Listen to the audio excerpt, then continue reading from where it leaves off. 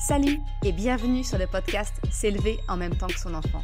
Je suis Maude, coach certifiée chez Mercredi, mais surtout maman de 3 enfants. Sur ce podcast, je t'aide à conjuguer la bienveillance avec la réalité de ton quotidien de maman. Utiliser ton choix d'une parentalité bienveillante comme un accélérateur de ton propre développement personnel. T'aider à changer de regard sur les situations que tu vis avec ton enfant pour t'en servir, pour grandir et apprendre sur toi. Hey, salut! Je suis contente de te retrouver aujourd'hui pour un nouvel épisode interview. Aujourd'hui, je suis très heureuse d'échanger avec Thibaut, qui est pet influenceur sur Instagram, TikTok et depuis peu sur sa chaîne YouTube. Et il est connu sous le pseudonyme de La Vie de Sora. Thibaut, en fait, il a 2 chiens qui s'appellent Sora et Tsuki. Et j'ai commencé à suivre son compte quand je me suis moi-même un petit peu renseignée sur l'éducation canine positive, parce que, comme je te l'ai expliqué dans l'épisode 0 de ce podcast, la bienveillance pour moi, alors certes, elle est arrivée par le biais de ma maternité, mais elle s'est très vite étendue ensuite à tous les domaines de ma vie. Que ce soit mon impact sur l'environnement, avec ma tendance maintenant vers le 0 déchet, que ce soit également pour prendre soin de moi, à travers les soins de ma peau avec la slow cosmétique, la communication non violente pour mes relations. Alors bien entendu, ça a commencé avec mes enfants, et puis ensuite ça s'est étendu beaucoup plus largement à mon compagnon et à tout type de relations. Et à un moment donné, dans ma vie, dans ma progression, je me suis interrogée sur mon rapport avec mon chat. Parce que non, je n'ai pas de chien aujourd'hui, mais j'ai un chat, Diesel. Et je me suis aperçue que effectivement, quelquefois, notre chat finissait par être un peu le souffre-douleur de nos émotions qu'on arrivait un petit peu à retenir entre nous. Et voilà, et ça se déversait sur le chat. Alors je sais pas toi si tu as un animal, tu vois, mais je me suis comme ça un petit peu interrogée en disant mais ok, quel que soit l'animal qui fait partie de notre famille, lui aussi il a le droit à ce respect, à cette bienveillance. Bref, j'en suis arrivée à me renseigner sur l'éducation canine positive. Et j'ai commencé à suivre certains comptes, dont celui de Thibaut. Et ce qui a terminé, j'ai envie de te dire, de me convaincre de franchir le pas et d'oser contacter Thibaut pour lui proposer une interview sur le podcast, c'est quand il a publié une vidéo sur son compte Instagram où il parlait que sa propre gestion émotionnelle finalement avait impacté le comportement de son chien, notamment Sora. Alors tu le sais, toi qui me suis, mais les émotions, le fait d'apprendre, nous adultes, à mieux vivre nos émotions pour ensuite l'apprendre à nos enfants, c'est mon fer de lance, c'est vraiment mon objectif premier. Et j'ai voulu en échanger avec Thibaut, faire le parallèle un petit peu de sa propre expérience avec ses chiens. Donc quand j'ai vu ce Reels, ça a très fortement résonné en moi. Et donc j'ai la joie que Thibaut a accepté d'intervenir sur le podcast pour en parler. Parce que finalement, qu'il s'agisse de nos enfants, de nos animaux, notre propre comportement, notre propre gestion émotionnelle, j'ai envie de dire, c'est finalement ça le levier d'action le plus puissant que nous avons pour obtenir une réponse chez l'autre, un comportement retour de nos proches, que ce soit ton enfant, ton animal et même entre nous adultes. Bon bref, je vais pas te spoiler l'épisode d'aujourd'hui, je vais te laisser découvrir mon échange avec Thibaut. On a été très bavards, clairement on a été très très bavards, mais il y a vraiment des pépites, donc je t'invite à l'écouter, peut-être même en plusieurs fois, mais ça vaut vraiment le coup de voir ce parallèle qu'on peut faire entre le choix d'éducation positive que tu peux avoir pour ton enfant et puis l'approche qu'il y a également avec un animal. Sans plus tarder, j'arrête mon blabla et je te laisse découvrir mon échange avec Thibaut de La Vie de Sora. Bonjour Thibaut et merci beaucoup d'avoir accepté mon invitation sur le podcast. Bonjour Mercredi. Ça me fait bizarre de dire ça comme ça. Ouais, non, Maude, ça marche aussi. Maude, ça marche super bien. Dis-moi Thibaut, je t'ai brièvement présenté dans l'introduction, mais j'aimerais te laisser te présenter toi avec tes propres mots si tu veux bien. Si jamais les personnes ne te connaissent pas encore et souhaitent découvrir un peu qui tu es. D'accord, alors bonjour, je m'appelle Thibaut, j'ai 37 ans, ça fait un petit peu un peu alcoolique anonyme. C'est ça. J'ai essayé d'arrêter les podcasts depuis 2 ans, mais j'ai replongé. Non, plus sérieusement, voilà, j'ai 37 ans, j'ai plusieurs formations. J'ai suivi différents parcours professionnels. Là, actuellement, ma principale activité, c'est être pet influenceur sur plusieurs réseaux. D'abord TikTok, ensuite Instagram et après, j'ai ouvert récemment ma chaîne YouTube. Mhm. Je ne suis pas éducateur canin, pas encore, mais je ne le suis pas. Voilà, c'est pour ça qu'il y a plein de monde à chaque fois qui me demande plein de conseils, ce à quoi je réponds, je ne peux pas donner de conseils. Je n'ai pas la légitimité de le faire. Je peux donner éventuellement mon avis sur une situation, mais Ouais. c'est la seule chose que je peux faire. Je suis le propriétaire et alors propriétaire, maître, dog parent. Vous prenez le terme que vous préférez. T'y vas.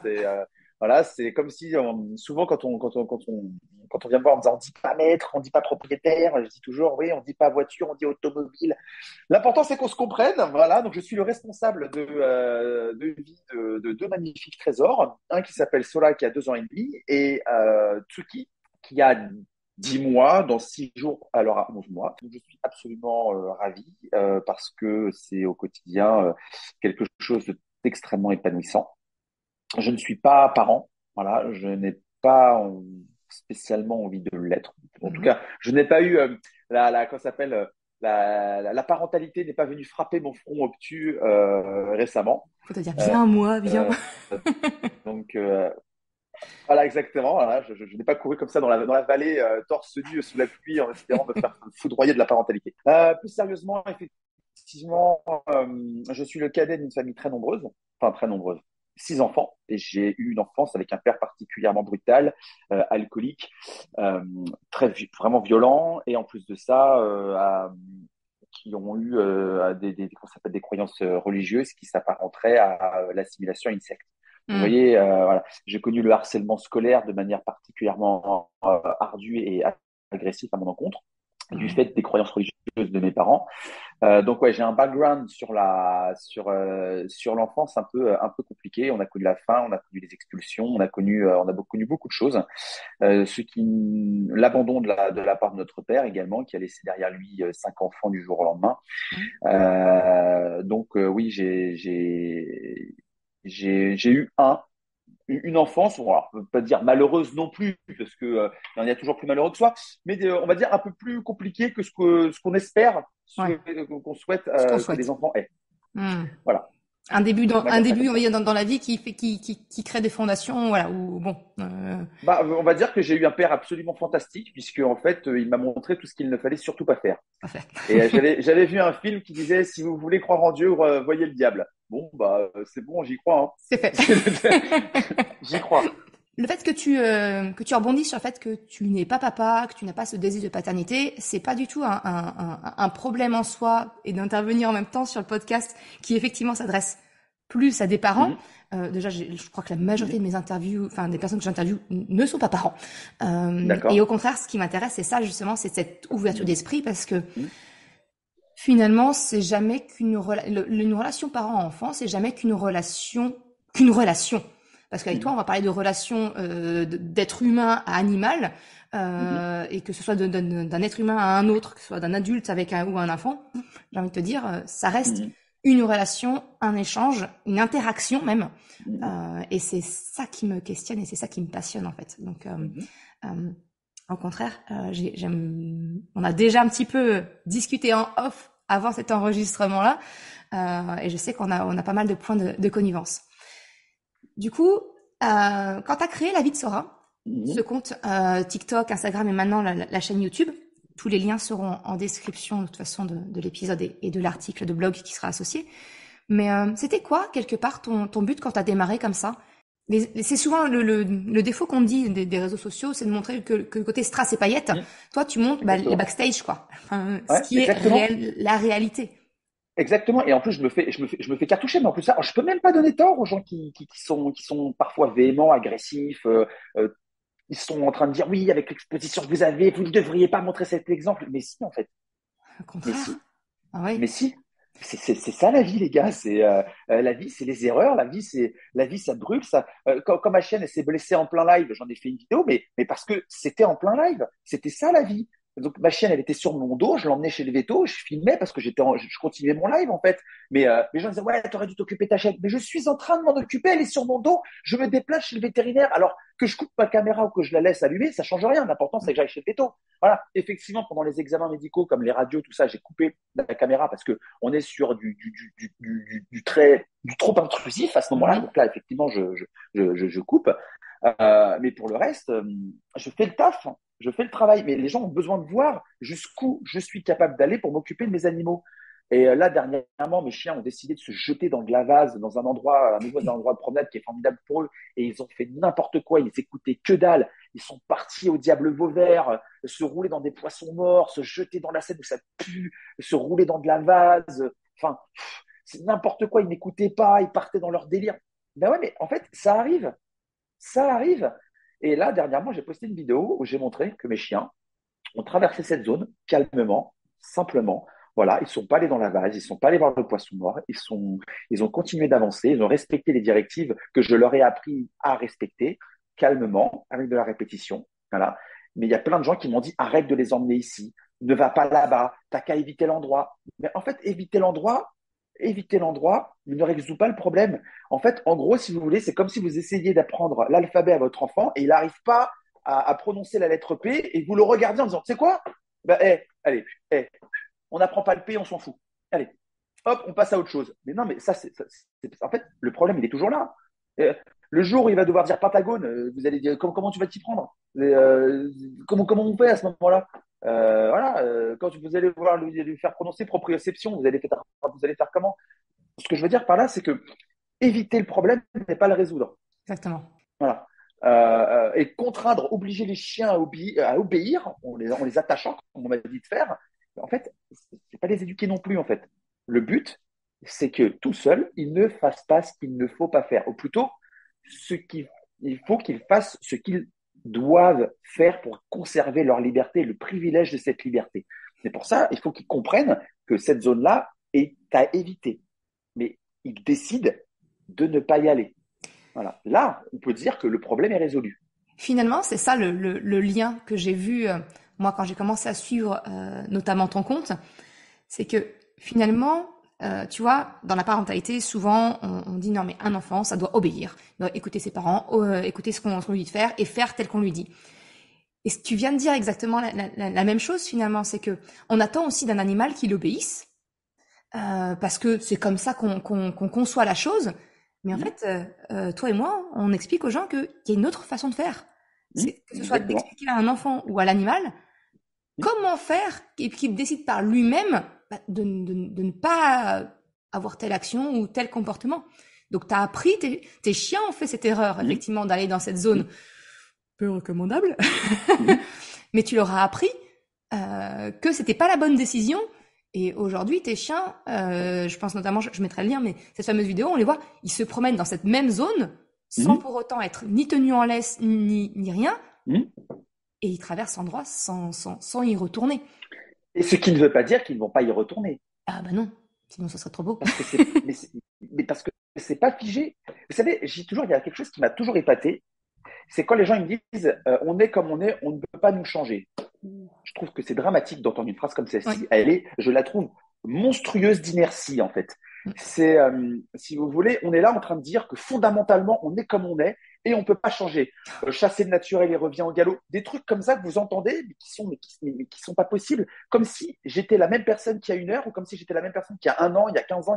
Mais c'est faux. Et c'est pas parce que effectivement vous avez fait un long travail pour, par exemple, je suis quelqu'un de particulièrement impulsif et pendant des années j'ai été très agressif. Mais vraiment, j'étais capable de vilipender quelqu'un dans la rue, à l'envoyer, mais vraiment, vraiment, mais. Donc j'ai fait un énorme travail là-dessus. Mes chiens d'ailleurs m'ont grandement aidé à ça. Ça ne veut pas dire que je vais pas un jour vriller. Ça ne veut pas dire qu'un jour je vais pas craquer. Voilà, parce que j'aurais passé une mauvaise journée. Mais est-ce que ça veut dire qu'en fait fondamentalement j'ai absolument pas changé, que après tout ça sert à rien de faire des efforts? Non, non, non. Parce que sinon, ça va remettre en cause toutes les fois où j'ai pas craqué, où je me suis comporté de manière tout à fait civile, que j'ai dû prendre sur moi, que je n'ai pas cédé à mon envie. D'accord? J'ai préféré écouter mes besoins, donc le besoin de respecter l'autre, le besoin de m'exprimer convenablement et que ce n'est pas parce que l'autre se comporte comme un andouille que je dois lui renvoyer l'appareil. Voilà. Voilà. Je donne toujours des exemples très extrêmes parce que c'est toujours c'est toujours quand vous poussez la réflexion à l'extrême que vous voyez sa limite en fait. Ouais. Et je dis toujours quand les gens ils disent bah ouais mais tout le monde le fait, je dis non, c'est pas parce que tout le monde le fait que ça veut dire que c'est bien de le faire. C'est-à-dire que la popularité d'une pratique n'en fait pas sa légitimité. Je pense qu'au milieu du XXe siècle, la première puissance économique avait des idées tout à fait particulières en matière de politique et de réflexion sur les droits civiques d'une certaine population. Je ne suis pas vraiment certain que parce qu'ils étaient 36 millions à avoir dit c'est une bonne chose, que ça veut dire ils étaient dans le juste. Voilà. Donc c'est pour ça Exactement. que je dis attention avec ce genre de réflexion. Donc ça pour dire que si vous voulez, à un moment, il faut être en mesure de pouvoir prendre un petit peu de distance par rapport à tout ça et surtout être dans l'accompagnement, comprendre pourquoi en fait on applique cette règle. Et quand on vient vous dire le chien doit obéir, d'accord? Pourquoi? Bah parce que c'est comme ça, c'est pas une réponse. Hein. C'est pas une réponse. Parce que n'est pas une réponse. Voilà. Et je vois trop de parents, je le vois dans la rue. Hein. Oui. Un jour, j'étais avec je pense que je t'avais raconté cette histoire, j'étais avec des abonnés qui sont venus me voir avec leur enfant qui est très fan de cela. J'ai organisé la rencontre, tout ça, voilà, et on a fait une promenade d'1 heure et demie, d'abord avec Tsuki et ensuite avec Sola. Et à un moment, Tsuki elle s'approche d'un passage piéton et Tsuki sait qu'elle doit s'arrêter toute seule au passage piéton. Elle sait qu'elle doit s'arrêter. Mhm. Et moi, je lui dis rien, mais elle s'approche très proche du passage piéton et l'enfant, qui devait avoir 5, 6 ans, commence à courir derrière ma chienne en lui disant non, non, non, non, non, non, non. Et ma chienne commence un petit peu à pas trop comprendre ce qui se passe et un petit peu à devenir un peu nerveuse. Et là, je regarde l'enfant et je lui fais calme-toi. Je lui dis pas arrête ça, je lui dis Mhm. calme-toi. Déjà, c'est pas la même. Voilà. Je fais calme-toi. Et la maman, elle fait ouais, il faut pas courir après le chien. Voilà. Et l'enfant, donc, il s'arrête et c'est tout. Voilà. Faut pas courir après le chien. Ce qui en soi n'est pas faux. Hein. Mais pourquoi? Et moi, je regarde le petit comme ça. Bon, j'attends que la maman ait fini. Hein, j'attends d'être sûr que la maman ait fini son discours. Et je vois que bah, y a pas d'explication. Et donc là, je pose un genou au sol parce que je parle pas aux enfants en étant debout. C'est un truc que je ne supporte pas. Ouais. Voilà. Je me mets toujours à leur hauteur. Voilà, c'est un réflexe que j'ai. Et en fait, je dis à l'enfant, alors je vais t'expliquer pourquoi il faut pas courir après un chien et pourquoi il faut rester calme. Et là, je lui fais l'explication. Je lui explique, voilà, qu'est-ce qui se passe si jamais il court après. Je lui pose la question. Je lui fais, toi, qu'est-ce que tu cherches en fait quand tu cours après? Pourquoi tu lui as couru après? Je demande à l'enfant, pourquoi est-ce que Mhm. tu lui as couru après? Mais parce qu'en fait, j'avais peur qu'elle traverse. Je fais, d'accord. Donc, qu'est-ce que tu veux en fait? Je veux pas qu'elle traverse, d'accord. Donc, en fait, ce que tu veux, c'est qu'elle soit en sécurité. Il me fait, oui, c'est ça, d'accord. Je lui fais, donc, tu sais très bien que si elle est énervée, elle risque de ne pas écouter. Si moi, je me mets à te crier dessus, est-ce que tu vas être calme? Il me fait non. Je dis, bah voilà. Je fais, bah, c'est ma chienne, c'est pareil. Si jamais tu lui cries dessus, elle va pas être calme. Voilà. Et donc, je lui explique, en fait, la situation. Et en fait, Mhm. j'essaie de le faire parler. Je veux qu'en fait, il raisonne tout seul, en fait.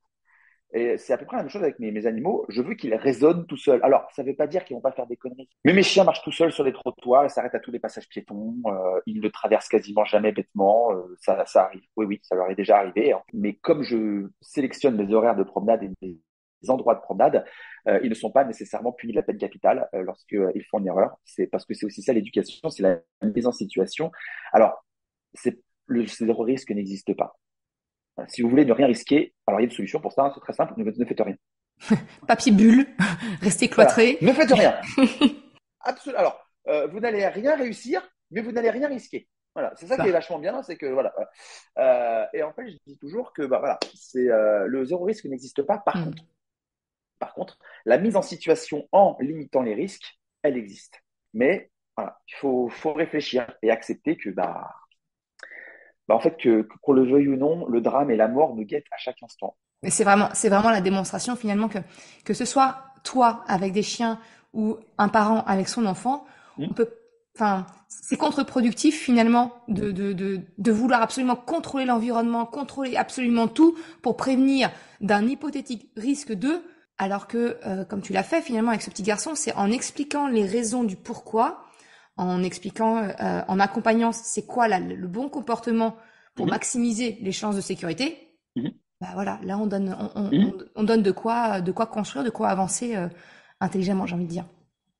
Bien sûr, et puis après, c'est toujours la même chose, si vous voulez, il n'y a pas de méthode ultime, il y a pas, en fait, le problème, si vous voulez, c'est que la plupart des gens, que ce soit des parents, des maîtres de chiens, propriétaires, encore une fois, prenez celui que vous préférez. Alors, on va dire, vous savez quoi, on va faire simple.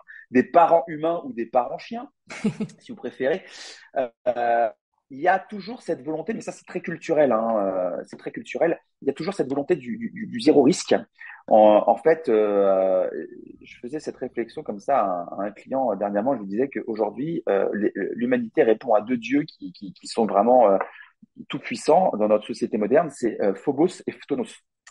Phobos, c'est la peur, Ouais. et Phtonos, c'est l'envie. Et en fait, aujourd'hui, vous avez une forme de réflexion où les gens passent le plus clair de leur temps à céder à leurs envies au mépris du besoin. C'est-à-dire que normalement, le besoin devrait être prioritaire. Hein. Et en fait, on fait ce qu'on a envie. Et ça se voit dans l'éducation. Hein. C'est-à-dire que le besoin nous indique qu'il va falloir qu'on prenne du temps, qu'il va falloir qu'on explique, qu'il va falloir qu'on s'arme de patience et qu'on accorde ce temps absolument, mais on n'a pas envie de le faire. On n'a pas, voilà, la Donc, facilité. Donc voilà. Donc le besoin chute, Phonos arrive en disant on arrête, voilà, on arrête. Parce qu'en fait, ce que veulent les gens dans l'éducation, c'est que ça aille vite. Moi, j'ai plein de gens qui me disent ouais, t'as pas une méthode rapide pour apprendre à mon chien? Ah, je fais non, non, j'ai pas. Je suis désolé, j'ai pas. C'est moi quand j'apprends des trucs à mes chiens, c'est long en fait. C'est du C'est temps, de des la patience. répétitions, c'est du temps, c'est de l'échec, voilà. Et en fait, moi, j'entends trop souvent des parents chiens ou des parents humains qui disent quelque chose qui me. Enfin, mais j'espère que leur entourage n'a pas cette réflexion les concernant. Ils disent non, mais il est trop con, il ne peut pas comprendre. Mon Dieu. Je trouve que c'est d'une violence, mais il peut pas comprendre. Non, mais il est trop con, il comprend rien. Alors, t'as la version plus modérée qui va dire non, mais il est trop petit pour comprendre. Non, en Ouais, fait. c'est ça. Non. C'est avec le concept de la bonne fessée. Ça, j'adore. Je dis toujours aux gens, la fessée n'est bonne que pour celle qui la donne. Voilà. Ou alors, bon, dans certains clubs le Dans un font, autre mais contexte. voilà, dans un autre contexte. Dans un autre En concept, dehors de celle qui ça, la on est reçoit. d'accord, il n'y a pas de Mais, bonne. exactement, Ou de en petite. dehors de ça, il n'y a pas de bonne fessée. Et, Ou de ou les petite petites. fessée. Voilà, on les Non, minimise. Non, non, non, non, non. t'as frappé, c'est tout. T'as frappé. Voilà. T'as brutalisé ou pas? Bon, t'as mis un coup de latte. Moi, je dis toujours aux gens, tu peux pas comprendre? Non, sans frapper, d'accord. T'as jamais fait de conneries à ton boulot? Moi, j'ai toujours, tu fais aucune connerie. T'as jamais fait une erreur? Jamais, hein. Bah, si, d'accord. La dernière fois que tu t'es fait latter par ton DRH, c'était quand? Mais jamais tu fais ça, en fait, jamais. Et après, les mecs, ils viennent te voir, les parents, ils viennent te voir regarder en me disant, non, mais c'est pas la même chose, les enfants, ils peuvent pas comprendre autrement. D'accord? Moi, je dis toujours, alors je t'explique un truc, parce que ça, il faut quand même que tu le saches, c'est que ton enfant, il a quel âge là? 2 ans? Il parle? Bah oui, d'accord. Il parle. Il marche. Non. Euh, il est allé à l'école? Non, il est encore trop. D'accord. Pourtant, il parle. D'accord. Ta femme, elle est japonaise? Ouais. Toi, t'es quoi? T'es français? Ouais. Donc, il parle les deux langues? Ouais, ouais. Donc, tu es en train de me dire que ton gamin, il a appris à parler le français. Il a appris à parler le japonais, à faire la différence entre les deux langues, sans lire et sans écrire, juste en te regardant. Hein. Il a saisi les nuances du passé, du présent, du futur. Alors, de temps en temps, il fait quelques coquilles, hein, on est d'accord. On est d'accord, mais oui. Voilà. Mais en attendant, il parle. Et juste en te regardant, juste en t'observant. Voilà. Il a su marcher. Il sait utiliser des objets. Malheureusement, parfois un peu trop bien d'ailleurs. Et tout ça juste En regardant. en regardant, en adaptant, en essayant, en comprenant. On vient pas me dire, viens pas me faire croire qu'il ne comprend pas quand tu lui parles. C'est juste, et c'est triste à dire, et ça fait faire super mal. En fait, c'est pas lui qui est trop con, c'est toi qui expliques mal. Et ça, c'est dur, hein. C'est dur hein, de s'entendre entendre comme ça. En fait, j'explique mal. C'est tellement plus facile de dire que c'est de la faute de l'autre. Tu vois, c'est tellement plus facile. C'est toujours Tu plus vois? simple d'accuser l'autre plutôt Ben que oui. d'accepter la remise en question. Hum, Enfin, hum, c'est inconfortable. Et moi, c'est ce que je considère vraiment, c'est que en tant que parent, je grandis par les remises en question que me procurent mes enfants tous les jours. Il n'y a pas un jour où ça vient pas bousculer une croyance que je peux avoir, une idée reçue, peu importe. hum, Et c'est ce que j'ai cru comprendre que tes chiens aussi avaient impliqué chez toi, hum. cette remise en question Bah, ceux-là, ils bouffaient tous les chiens. De 6 mois à 12 mois, quasiment, il attaquait tout ce qui bougeait. Chiot, mâle, femelle, c'est peu comment ça importe. s'appelle? Ah oui.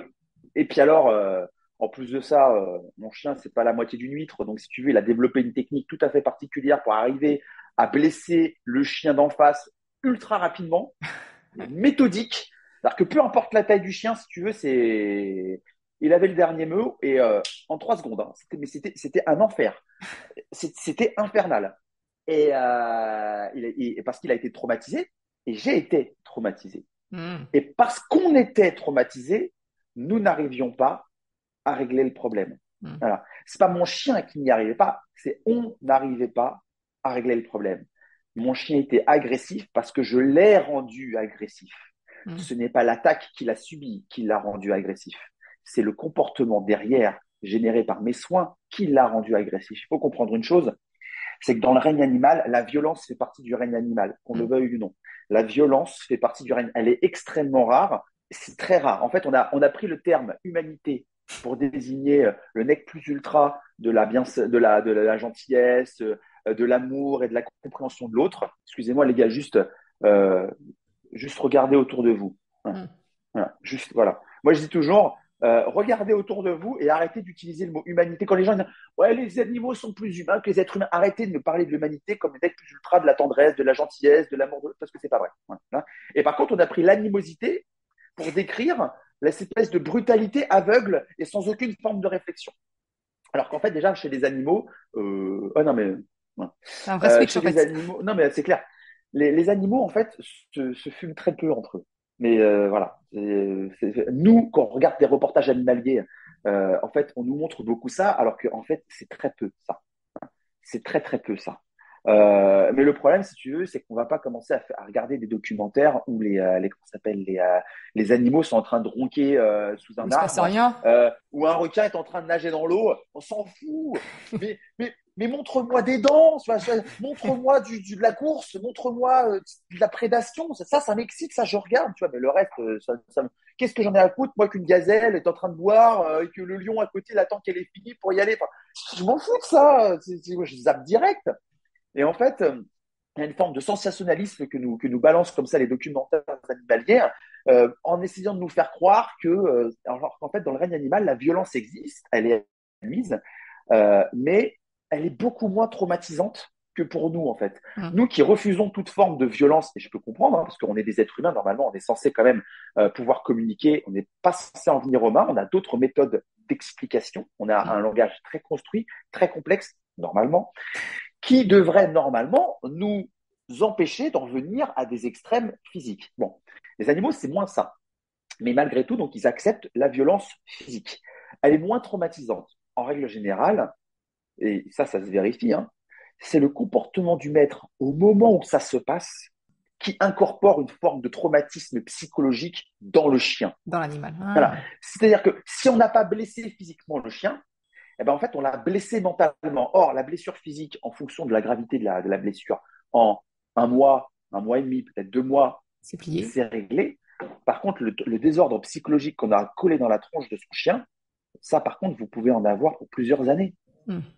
Parce que le problème, c'est qu'il y a cette incapacité de se détacher de son animal. En fait, l'animal domestique est devenu une sorte de cristallisation de notre propre émotion. C'est notre nous profond. C'est une Tu vois. projection. C'est notre nous, exactement. Donc en fait, c'est pas l'animal qui s'est fait attaquer, c'est nos émotions qui sont faites. On s'est fait attaquer dans notre amour. Et c'est vachement dur. Alors qu'en fait, non, ce qui est arrivé à son animal est arrivé à notre animal, Et pas pas à à nous. nous.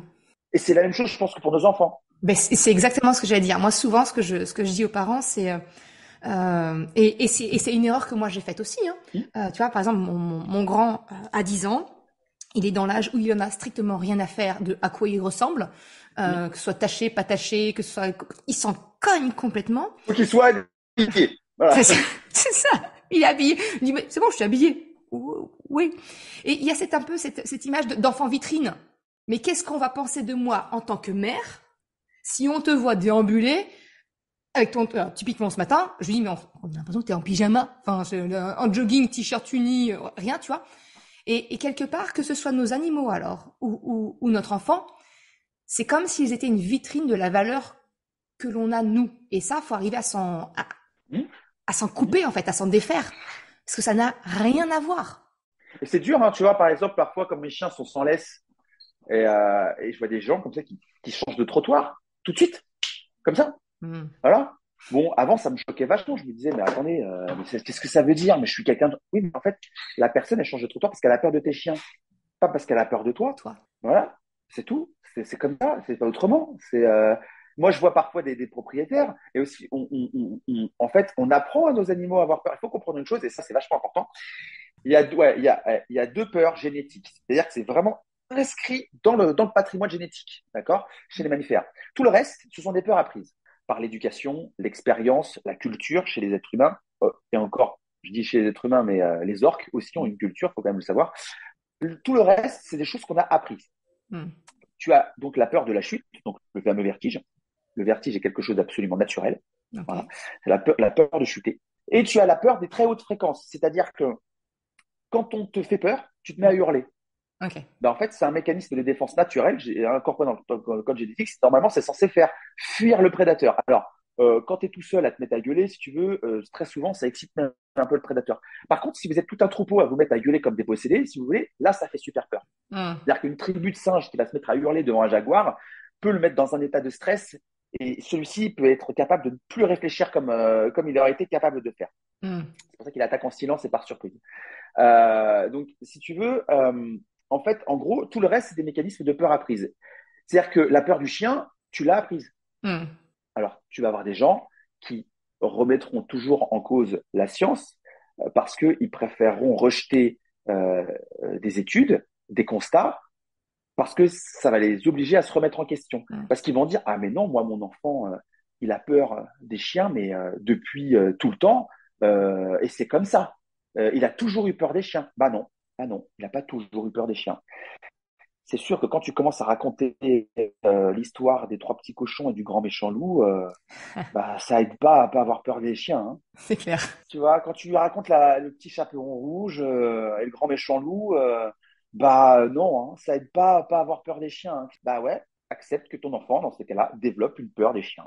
Parce que tu lui as appris au moment où il allait se coucher, c'est-à-dire qu'au moment où le cerveau derrière va traiter les informations, c'est là que tu envoies le message, le meilleur de tous. C'est le mécanisme de peur apprise, ou alors tu marches dans la rue, tu tiens ton enfant par la main, tu croises un gros chien, toi, dans ta tête en tant que parent, tu vas te dire, le chien est tenu en laisse, je ne veux pas incorporer la peur du chien à mon enfant, donc on va continuer dans notre voilà, et on va dire à l'enfant, oh, regarde le beau chien. Ouais, mais au moment où tu as vu le chien, tu as serré un peu plus fort la main, sans te rendre compte. Ben, voilà. La puissance du langage non verbal. Ça a duré une seconde, tu as juste serré un tout petit peu trop fort la main, mais par réflexe, hein, hop, l'inconscient, il a traité l'information et c'est bon. Mais ça va super vite, ça va super vite. Donc je dis toujours aux gens, pour ce qui est des chiens, il faut comprendre une chose, c'est que ça fait partie de notre quotidien. Voilà. Quand vos enfants développent la peur du chien, il faut la traiter direct. Il ne faut pas se dire, c'est pas grave. Parce que si ça l'est, étant donné que c'est quelque chose qui est dans notre quotidien.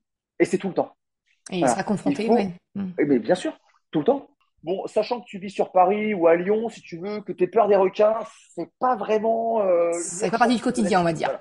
Voilà. Voilà. Par contre, la peur des chiens, s'il faut la traiter direct. Non, mais c'est trop handicapant. Sans aller jusqu'à se jeter sur tous les chiens qui passent, je pense qu'il faut quand même arriver à régler les curseurs. Et c'est notre rôle. Tu vois, on ne pourrait pas accepter qu'un chien ait peur de l'humain. Pourquoi se dire, bah, mon enfant, pardon, il a peur le lapsus,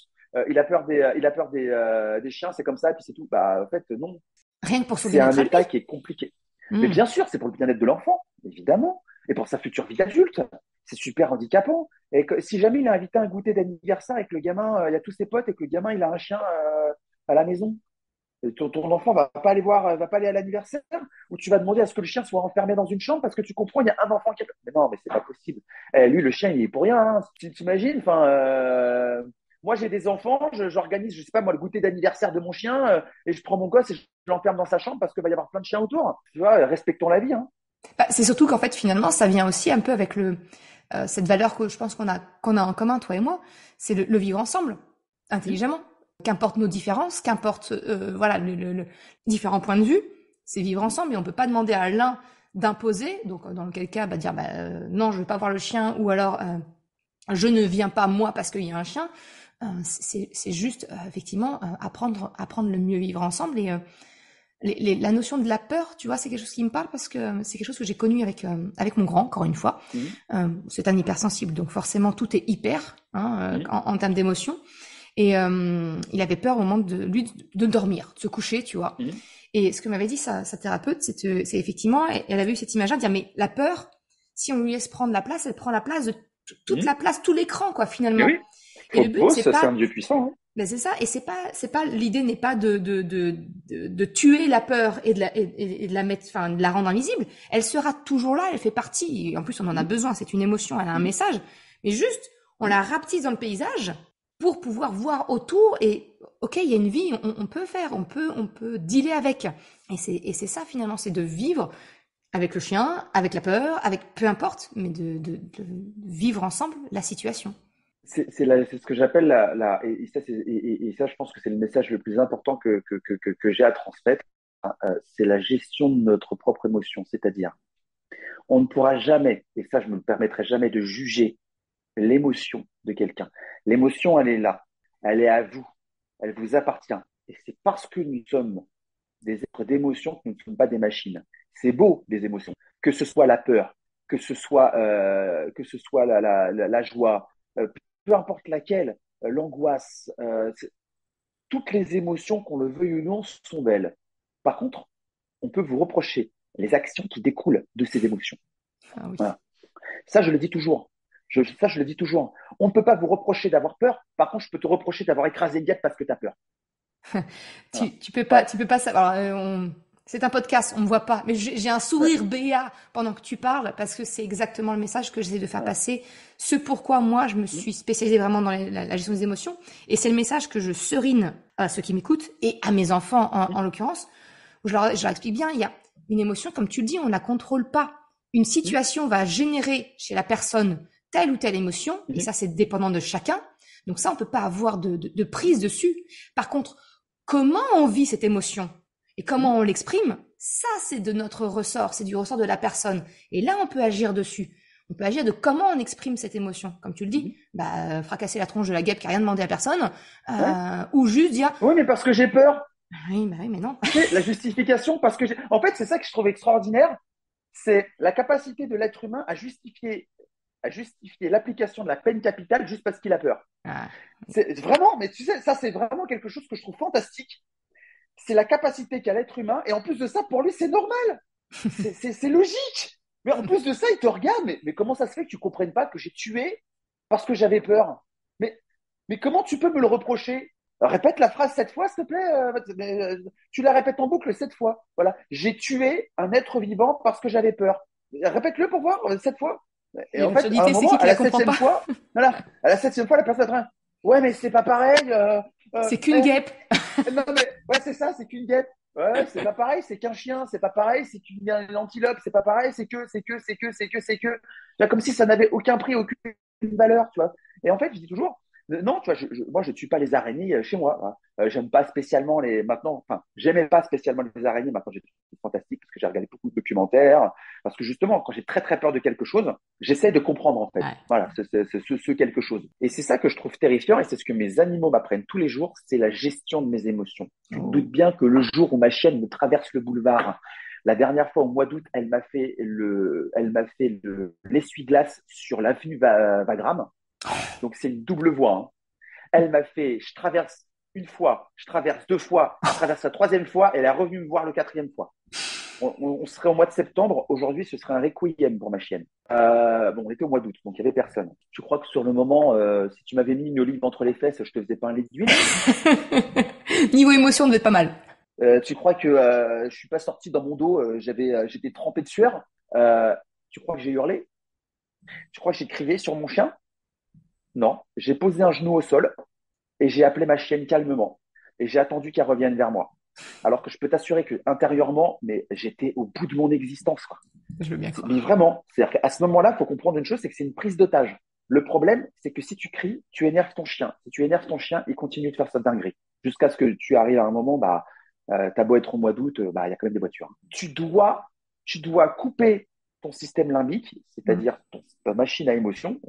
Je vous invite à aller vous renseigner sur ce que c'est que le système limbique et vous comprendrez mieux la peur, et du moins son mécanisme. Mm.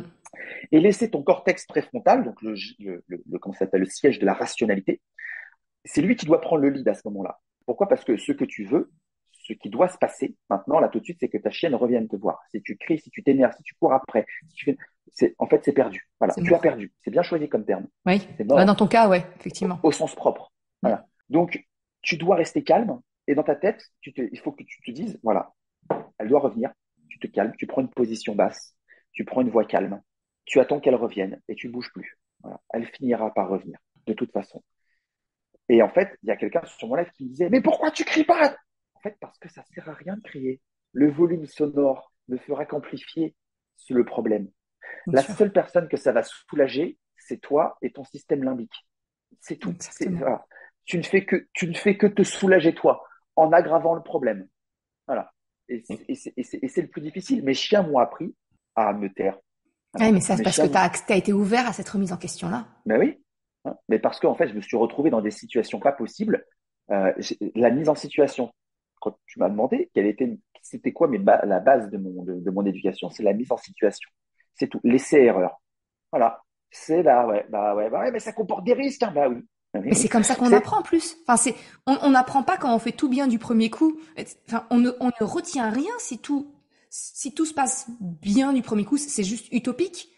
Par contre, effectivement, tester un truc, se planter, bah, faire différemment, se replanter, refaire différemment.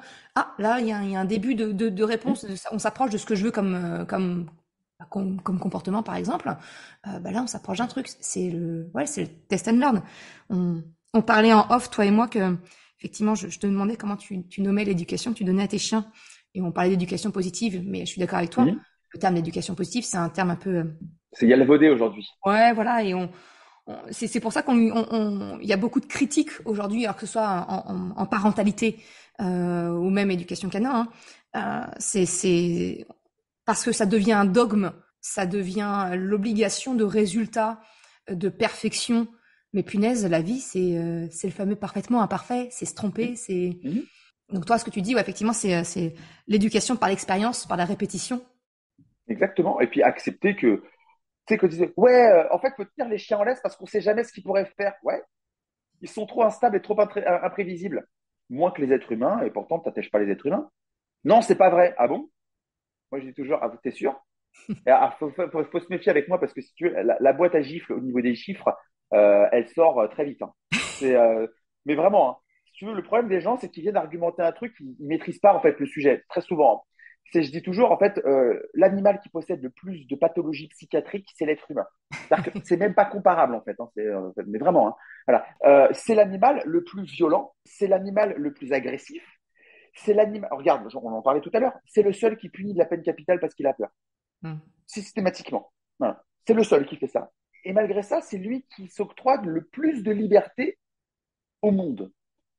Et moi, je dis toujours, en fait, c'est pas que le chien est instable et imprévisible, c'est juste qu'on a donné la possibilité d'éduquer un animal à des personnes qui ne savaient pas du tout le faire. Elles ont rendu le chien stable et imprévisible.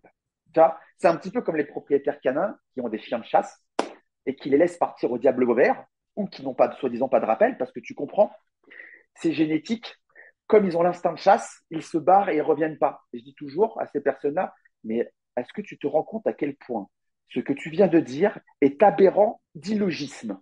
Tu crois que les personnes qui se sont pris la tête à faire des croisements génétiques pour améliorer le potentiel et le physique pour chasser, les prédispositions physiques pour chasser un animal, tu Ils n'ont crois pas pris en franchement compte. que c'était pour faire en sorte que ça soit un usage unique? C'est-à-dire qu'à la première chasse, ton chien, il se barre et il revient plus jamais, en fait. Hein.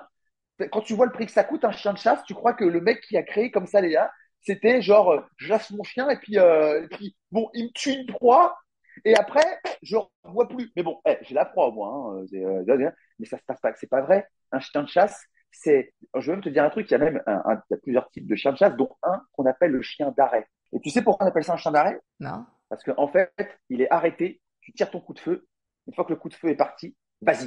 Et il va chercher la proie, il revient avec. C'est son top départ, quoi. Voilà. Donc, donc c'est pas parce que c'est un chien de chasse qu'il se casse. Il se casse parce que tu lui as pas appris à revenir. Oui, il a peut-être pas envie non plus, de par ton Et comportement, il a qu'il a, peut-être pas envie de revenir. mais il a peut-être pas envie de revenir. En même temps, tu lui donnes jamais sa liberté. Forcément. Le jour où tu l'as, tu vas pas la rendre comme ça, mon gars. Mais attends, mais ça va pas se passer comme ça. Parfois, mes chiens, ils me font une connerie. Tiens, regarde. Là, ce matin, j'ai ma chienne qui a bouffé un croissant sous mes yeux, dans la rue. Le refus d'appât, c'est quelque chose de compliqué chez elle. Donc, il va vraiment falloir Travaille ça. que je travaille dessus. Ouais. Et en fait, ma chienne a fini le croissant sous mes yeux, donc j'essaie de m'approcher d'elle, elle ne veut pas lâcher, donc elle s'éloigne de moi, mastique, laisse tomber un bout, le temps que je revienne, elle a pris le bout, elle s'est barrée un peu plus loin. Bref, vous voyez un peu le truc. À un moment, elle a fini tout son croissant, mais elle s'est éloignée de moi, je la rappelle, elle ne veut pas revenir. Parce que dans ma voix, dans mon comportement, je lui envoie tout le message du tu vas te Tu vas faire prendre cher. engueuler. Alors qu'en fait, pas du tout. J'ai posé mon genou au sol, je l'appelais avec une voix tranquille. Et ma chienne s'est décidée. Elle a pris sur elle et elle est revenue. Est-ce que tu crois que je l'ai attachée? Est-ce que tu crois que j'avais envie de l'attacher? Mais évidemment, Bien sûr. évidemment. Est-ce que tu crois que j'avais pas envie de l'arrêter? Mais tu te fous de ma gueule, hein, putain! Mais putain! Intérieurement, j'étais comme ça, je te jure. J'étais mais putain, mais ce croissant, je te donne ce qu'il y a de mieux à bouffer, tu bouffes une merde par terre. Mais ce truc-là, il a pris la flotte et tout, c'est dégueulasse, mais putain! Intérieurement, c'est comme ça.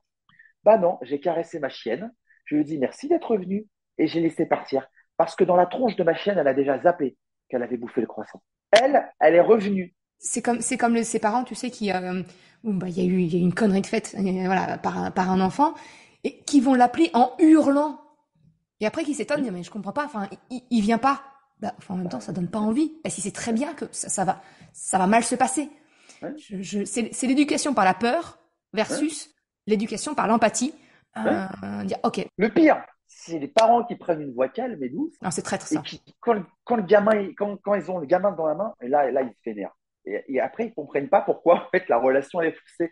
Après, tu sais, c'est comme les personnes qui font semblant d'avoir une friandise dans la main Ouais. pour faire revenir leur chien. Et en fait, ils n'ont pas de friandise dans la main. Ah. Et après, tu comprends pas pourquoi ton chien n'a plus du tout de rappel. Ah ben, il y a plus de lien de confiance. Enfin, si tu veux le mode d'emploi pour flinguer une relation, vas-y, fais ça. Non, mais voilà. Et donc, je rattache pas mon chien. Ouais, mais il va pas comprendre. Il va pas comprendre quoi? Ouais, qu'il a pas bouffé le croissant. Mais c'est trop tard pour le croissant, en fait. C'est fait. Hmm. Le combat, en fait, il est perdu. Tu vois. Et moi, le plus dangereux dans la situation, ouais, c'est qu'elle bouffe un croissant qui a été lâché par terre. Bon, c'est chiant, voilà. Elle va être un peu peut-être, et encore, c'est pas sûr, être malade. Ou alors que ma chienne, elle revienne pas et qu'elle décide de traverser la route parce que tu comprends, elle est tellement stressée, tellement nerveuse de se faire engueuler qu'elle va se bouffer une bagnole. Hmm. Tu vois. Faut choisir Non, ses le batailles. but, c'est que là, la bataille du croissant, bah, elle est perdue. Voilà. Par contre, la bataille du rappel, le vrai cœur, le vrai enjeu, le vrai risque, elle est gagnée. Ma chienne a préféré revenir vers moi. Et comme elle a préféré revenir vers moi, j'ai été généreux dans la récompense. Voilà, je l'ai caressé, je l'ai câliné, je l'ai félicité. Merci d'être revenu. Allez, vas-y, mon cœur. Allez, tu pars maintenant. Vas-y, tu peux y aller. Vas-y, vas-y, vas-y. Tu y vas. Et là, le chien, il fait, ah putain, mais en fait, quand il me rappelle, même si j'ai peut-être fait une connerie, je me fais pas engueuler. Et ouais, parce qu'en fait, c'est pas la même bataille. Finalement, ce que tu dis, et moi je vois carrément le lien avec une relation avec un enfant, c'est que finalement, ce que tu dis, c'est du renforcement positif pour nourrir une relation de confiance. Bien, parce qu'en plus de ça, je vais t'expliquer quelque chose. Les gens ils vont venir te voir. Ouais, mais dans ces cas-là, ils se foutent de ta gueule. Bon, déjà, un chat se moque pas, hein. Déjà, faut bien se mettre dans le crâne une chose. Il n'existe que très peu d'animaux qui soient capables de se moquer. Alors, je vais vous expliquer un truc hein, pour ceux qui vont nous écouter et je vous invite à vérifier ce que je dis. La puissance cérébrale, la construction cérébrale qu'il faut avoir pour pouvoir se moquer de quelque chose est extraordinaire. Et les chiens n'ont pas accès à ce niveau d'intellect. Les orques ont accès à ça. Les dauphins, certains, pas tous. Hmm. Comment ça s'appelle? Certains perroquets l'ont également. Mais c'est très très compliqué. Se moquer de quelqu'un ou de quelque chose, c'est très complexe en termes de structure cérébrale. Et votre chien n'y a pas accès. Voilà. Les enfants de 0 à 6, 7 ans n'y ont également que très peu accès. Exact. Très, très peu accès. D'accord. Donc, ils ne se moquent pas de vous. Un enfant entre, je crois que tu me diras si je me trompe, hein, mais entre 0 et 2 ans, peut-être 3, ils font pas de caprice. Ah ouais, et même au-delà, hein. Même Non, au-delà. En ils font fait, pas le de caprice, c'est une caprice. notion qu'on leur apprend. Voilà. Non, c'est pas du caprice. c'est de la frustration éventuellement. Ils peuvent être frustrés, d'accord? Mais c'est pas du caprice. Voilà. Et en fait, tout ça pour dire que si tu veux, euh, en fait, c'est ton ego qui est blessé. Tu souhaites en te disant, tu te fous de ma gueule et c'est pour ça que je te punis. Tu vois. Et c'est pour ça que j'ai cette attitude. C'est parce qu'en fait, on a touché à ton ego. Mais le problème, c'est pas le chien, c'est toi à ce moment-là. On en revient à notre gestion émotionnelle, hein. C'est la perception de ton autorité qui est blessée. Ouais. Et à ce moment-là, j'en reviens à mon je dois, je veux. Après, c'est un combat. Hein. Je dois rester calme et je dois ne pas rattacher mon chien ou je ne dois pas punir mon enfant d'être revenu me voir parce qu'il est revenu me voir. Mhm. Je peux lui expliquer que pourquoi ce qu'il a fait était mal. D'accord? Je peux prendre le temps de lui expliquer les conséquences que ça aurait pu avoir. Mais le latter, une fois qu'il est revenu, en prenant une petite voix suave, cherchez pas, les gars. Cherchez pas. Attendez, mais c'est logique, c'est normal. C'est de la trahison. Eh, les gars, c'est de la trahison. Ouais. Ce que vous avez fait, c'est ni plus ni moins de la trahison. Vous avez montré à votre enfant comment faire pour obtenir quelque chose alors qu'en fait, on ne le mérite pas. Tu lui as demandé gentiment de revenir, il est revenu gentiment et tu l'as fumé derrière. Il a obtenu quelque chose qu'il ne méritait pas. Voilà. Et derrière, tu comprends pas pourquoi ton gamin, derrière, après, il est vicieux. Ben, C'est il toi a qui lui appris. as appris le vice, hein. Et il a été à bonne école, hein, mon gars. Hein. Si tu lui as appris qu'en prenant une petite voix suave et sucrée, derrière, tu pouvais te faire latter, bah, t'étonnes pas qu'ils reproduisent le schéma. Hein. C'est ça. Je te dis, je dis toujours que les enfants les plus désobéissants sont très souvent ceux qui voient rarement leurs parents. Ou comment ça s'appelle souvent tu sais, les relations toujours un peu avec des enfants qui arrivent à louvoyer, à faire des trucs avec des parents qui disent ouais, je comprends pas pourquoi il me fait ça. Moi, un jour, j'avais une cliente comme ça qui me disait ouais, je comprends pas pourquoi ma fille a fait ceci, je comprends pas pourquoi ma fille a fait cela. Et tout. Je dis, d'accord. C'est quoi le groupe musical préféré de ta fille? Elle me fait comment ça? L'artiste musical qu'elle préfère. Je sais pas, elle écoute pas beaucoup de musique. Je fais, bah, je sais pas. Il y a 20 minutes, tu m'as dit qu'elle écoutait toute la soirée la musique trop fort dans sa chambre. Donc, ne me dis pas qu'elle écoute pas de musique. C'est quoi l'artiste qu'elle préfère? Bah, je sais pas. Bah, voilà. Déjà, comment tu fais pour pas savoir ça, en fait? Tu te plains qu'elle écoute la musique trop fort, mais tu sais même pas son artiste préféré. Comment c'est possible? Comment c'est possible? Tu vois. C'est quoi sa couleur préférée? Hein? C'est quoi son sport préféré? C'est quoi son activité préférée? Ça me fait halluciner de voir des parents qui ne savent pas ce que l'enfant préfère. Comment c'est possible? Normalement, tu es censé vivre avec lui. Comment c'est possible? Ouais, Tu mais vois, ça, parce que bah, t'as pas le temps. c'est ça. C'est le grand drame, c'est souvent qu'effectivement, on confond tant de qualité et tant en quantité avec son enfant, mais juste de s'intéresser à ce que fait son enfant, à c'est quoi ses passions. Bah déjà, c'est ça qui crée une connexion et qui fait que ton enfant sera peut-être plus à même de t'écouter toi quand ça sera le moment venu. Je suis désolé pour l'expression que je vais dire, mais je suis désolé, hein, vraiment, je présente les plus sincères je suis désolé de ce que je vais dire, mais il y a une telle masturbation intellectuelle autour comment ça s'appelle, de l'autorité, en fait. Oh, oui. Tu sais, il y a vraiment, tu sais, entre ceux qui ne veulent absolument pas faire preuve d'autorité parce que c'est difficile de bien doser. Donc, comme Ouais. c'est difficile de bien doser, quand est-ce que c'est trop, quand est-ce que c'est pas assez, dans ces cas-là, on délègue à autre. Ça me fait halluciner les parents qui disent si jamais tu fais pas ça, je vais appeler un tel. Oh mon Dieu, hein. Quand Et- papa va rentrer, tu vas voir. Bah, Mhm. enfin, Attention il parce que le délègue monsieur va tout. te gronder. Mais c'est pas au monsieur que le mec, ton gamin ne connaît pas, tu vois, qui doit te gronder en fait. Enfin, tu vois, tu fais quoi là? D'où tu délègues, d'où tu délègues un truc aussi important. Enfin, ça, c'est un moment. C'est Tu fais ça. quoi là? Moi, je suis dans la rue, je dis pas à mes chiens, tu vas voir que le mec en face, il va te fumer. Mais ça va pas, non? Enfin, explique à ton gamin pourquoi faut pas le faire, mais tu commences pas à dire que c'est quelqu'un d'autre qui va le punir. Tu vois, tu me fais quoi là en fait? Comment ça se passe? Et donc, c'est des choses comme ça qui me font, qui sont ultra violentes en fait, Hmm. qui sont ultra violentes. C'est en fait l'autorité, le cadre. Déjà pour commencer, il faut arrêter d'imaginer. En fait, souvent quand on voit le cadre et l'autorité, on voit quelque chose de fixe. Ah non.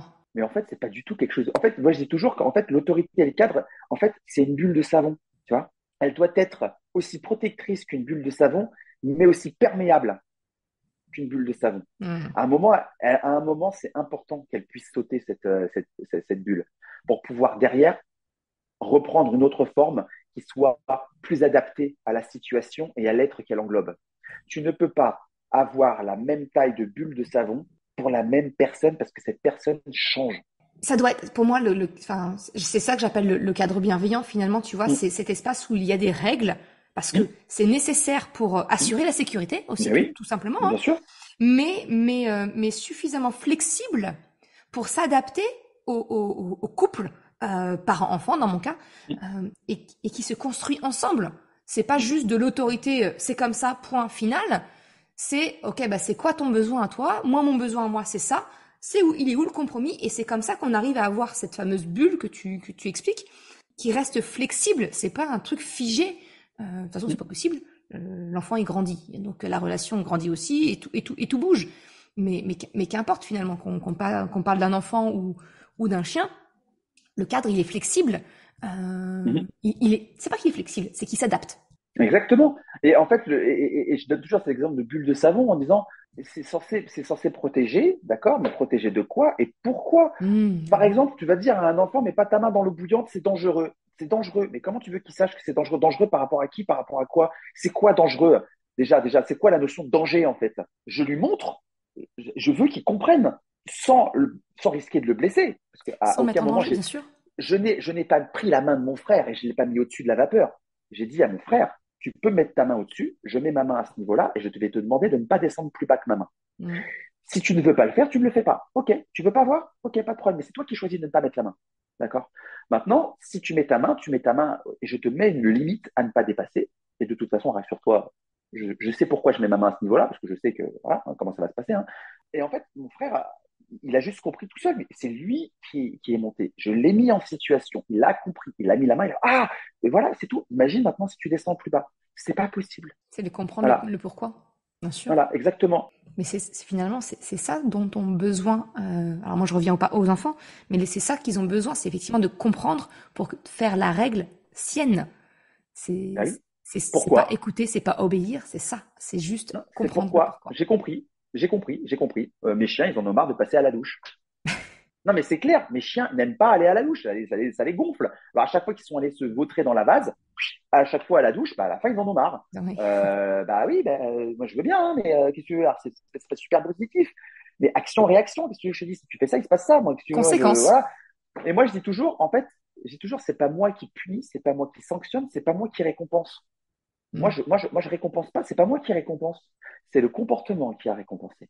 Ouais, C'est pas moi qui sanctionne. C'est ton comportement. Moi, je ne suis que celui qui applique le règlement qui a été établi. C'est tout. Hein. Voilà.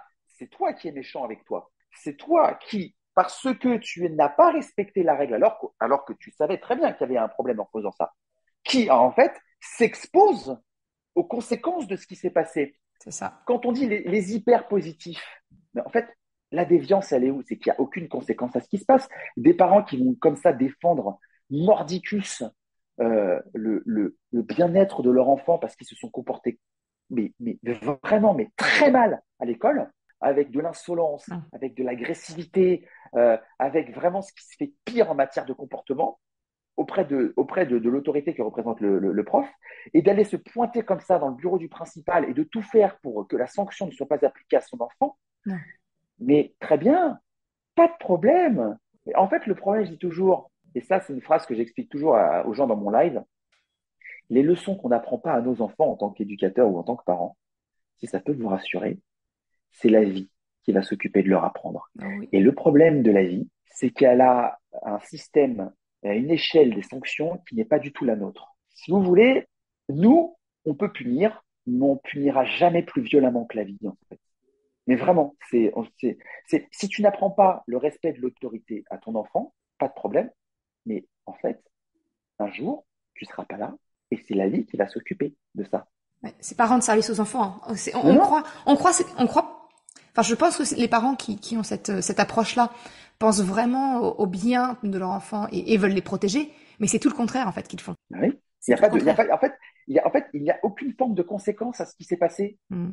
C'est pas possible. Et moi, je dis toujours, le but, c'est pas d'avoir une sanction qui soit disproportionnée. Il s'est passé quelque chose et il y a eu une action, il y a eu une réaction. C'est tout. Là, on n'est pas sur du. Moi, je dis toujours, vous savez, la sanction fait aussi partie de l'éducation, comme la récompense fait partie de l'éducation. Vous savez, le premier système éducatif que la nature a créé, le premier, hein, le tout premier, hein, c'est la douleur, via le système nerveux. Parce que la douleur est un message informatif et un message éducatif. En gros, plus la douleur va être élevée, plus elle va vous donner l'information des dégâts qui ont été faits dans l'organisme, mais également va vous laisser une trace émotionnelle suffisamment bien ancrée pour que vous n'ayez plus jamais envie de recommencer. Et ce système éducatif, il est extrêmement bien fait.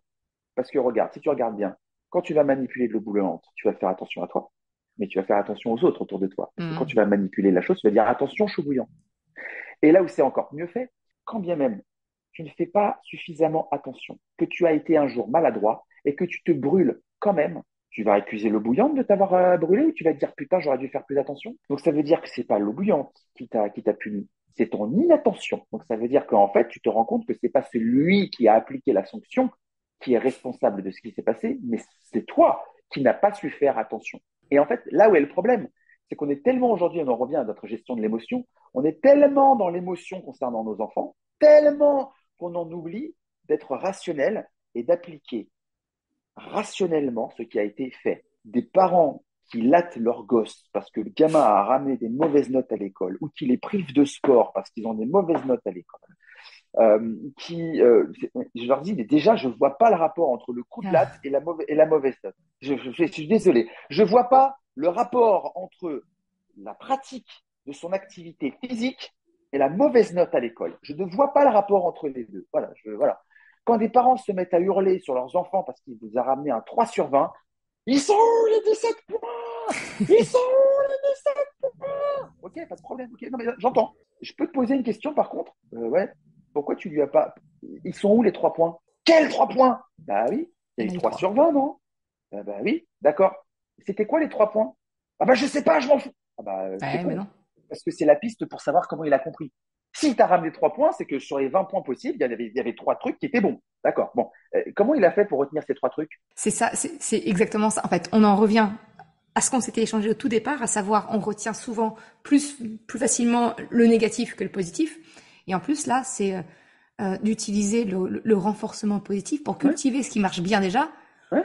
pour aider à progresser. C'est comme, enfin, c'est apprendre à son enfant à apprendre. C'est pas juste Mais c'est la ça. menace, la peur, Mais exactement. Et puis, alors, faut accepter aussi, les gars, peu importe être humain ou animal, bah ouais, on n'est pas tous égaux face à la nature. Il y en a qui pichent super vite. Voilà. Il y en a qui. on a différentes formes d'intelligence. Ce que tu dis finalement, c'est que on apprend mieux, on est mieux disposé avec la confiance.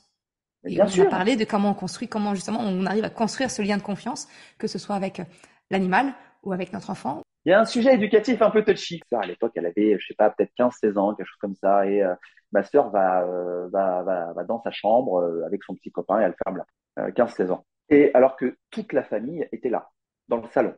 Et moi, je regarde ma mère et je fais, mais comment tu peux tolérer ça? Et ma mère, elle me regarde comme ça et elle me dit, déjà, tu la fermes, parce que je suis chez moi. Que déjà, bon, je dis pas que c'est bien, mais en tout cas, voilà, ça, Voilà, c'était le ok. propos de ma mère. Elle pose ses Déjà, limites à sa façon. voilà, déjà, elle pose ses limites à sa façon. Et elle me regarde et elle me dit, je sais ce que fait ma fille, elle le fait sous mon toit. Si quelque chose de mal se passe, je suis là. Alors que si je lui interdis de faire quoi que ce soit ici, rassure-toi, elle le fera quand Quand même. même.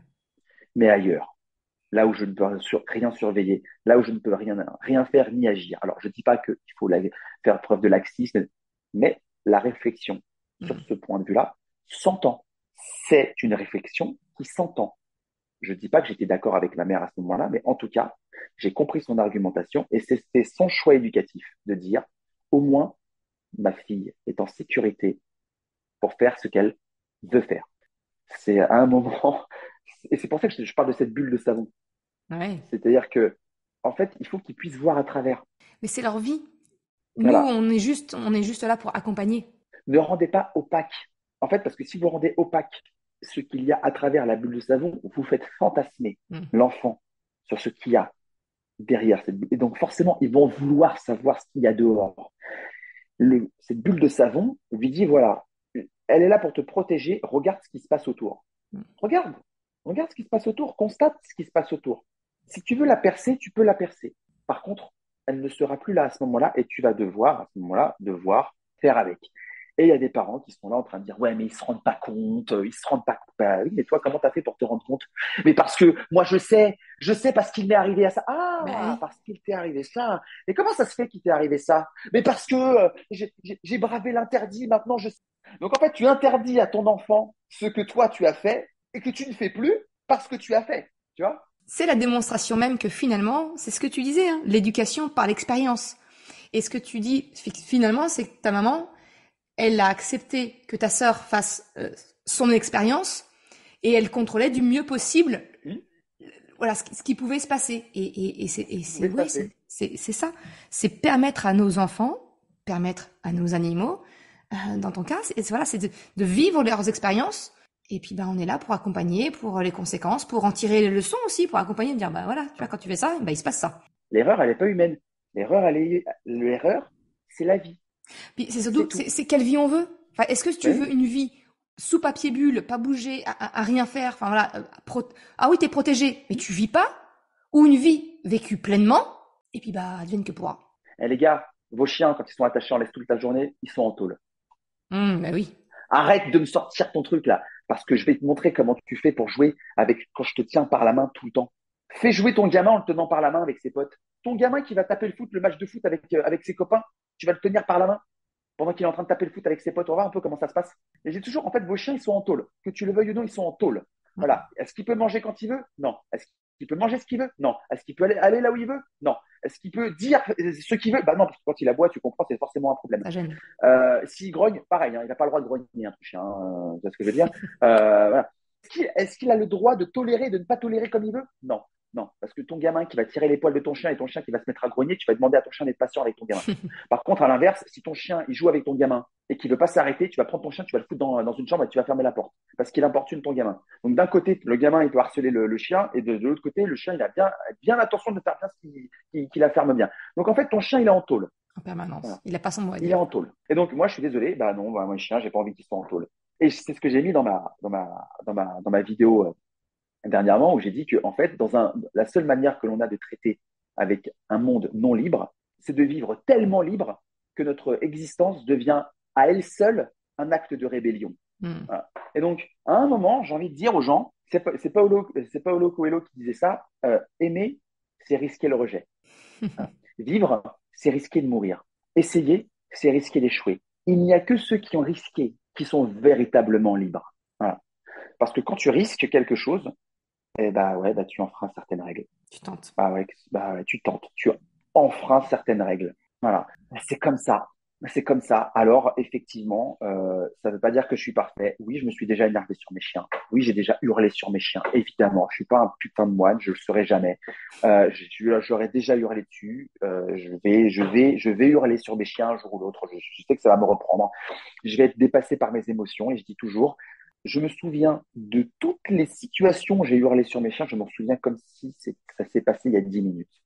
Je sais exactement quand, pourquoi, comment j'étais habillé, c'était quoi la situation. Parce que ça me laisse un traceur émotionnel de l'échec absolu. Hmm. C'est-à-dire qu'au moment où mes vocalises dépassent un certain stade, je suis dans l'échec. Cherchez pas, j'ai échoué. C'est pas plus cool. C'est pas grave, hein, Ben, j'ai c'est pas envie de te grave. dire, J'ai échoué. bonne nouvelle, t'es humain. Voilà. Voilà. C'est pas J'ai parce que, échoué. c'est pas parce qu'on fait le choix d'accompagner toi tes chiens, moi mes enfants, d'une manière plus respectueuse, bienveillante, empathique et que qu'on n'en reste pas moins humain, que ça nous arrive Hum, pas également de péter un câble. Moi je dis ouais, il m'arrive encore d'être maman dragon hein, quand je hum, c'est pas beau à voir hein, derrière. hum. Mais finalement c'est déjà de un, on est humain Ouais, et de deux, c'est juste pour nous l'occasion supplémentaire. Donc, ok, bon c'est quoi? C'est d'essayer de comprendre c'était quoi le déclencheur, hum. c'était quoi pour continuer de progresser. Exactement. Et faites la paix. Je dis toujours, putain, mais les gars, mais faites la paix. Mm. Faites la paix avec ça. Ça sert à rien de vous morfondre. Vous avez Mm. fait une énorme connerie. Elle est grave. Il n'y a pas de problème. Bah, si, il y a des graves problèmes derrière. Mais je dis toujours, moi, le pardon, je le donne. Même si la faute commise est terrible. Je le donne. Par contre, il faut le demander. Ouais. Euh, C'est-à-dire que je veux que la personne me demande sincèrement pardon. Et si elle me demande sincèrement pardon, je donne ce pardon. Parce qu'on ne reviendra pas en arrière. Ce qui est fait est Mais fait. en général, quand je fais des grosses conneries, et je peux vous assurer que voilà. Alors qu'au championnat du monde des mecs qui font des conneries, si vous voulez, moi je suis disqualifié pour 2 pages. J'ai même pas le droit de participer au truc. Moi, je me pointe, j'ai encore les seringues dans le bras. Hein. Vous avez déjà atteint le niveau légende. Ça ne sert à rien. Voilà. En matière de conneries, c'est disqualifié. Et en fait, tout ça pour dire que mais quand je fais des conneries, je reconnais, je dis j'ai fait cette erreur. J'ai été comme tout le monde à masquer mes erreurs, essayer de déguiser. Aujourd'hui, je reconnais, j'ai fait une grosse connerie, sciemment ou inconsciemment. Hein. Ouais, ouais. Voilà. J'ai joué, j'ai perdu, j'ai voulu filouder, je me suis fait attraper. Oui, c'est moi qui ai filoudé, c'est moi qui. Ah. Donc je reconnais. Donc déjà, je demande pardon. Excusez-moi pour ce que j'ai fait. Je vous demande pardon. Ensuite, je pose la question, comment puis-je faire pour réparer ce que j'ai fait? Voilà. Et derrière, j'agis. Ah, et donc, quand les gens répondent à ce genre de step, qui je suis pour ne pas leur donner? Mais en tout cas, j'ai déjà des chiens qui ont blessé très gravement mon chien. Et j'ai vu dans le regard des gens qui m'ont derrière envoyé des messages, je vous demande pardon, je suis désolé, j'aurais dû être plus, j'aurais dû. Ok, c'est bon.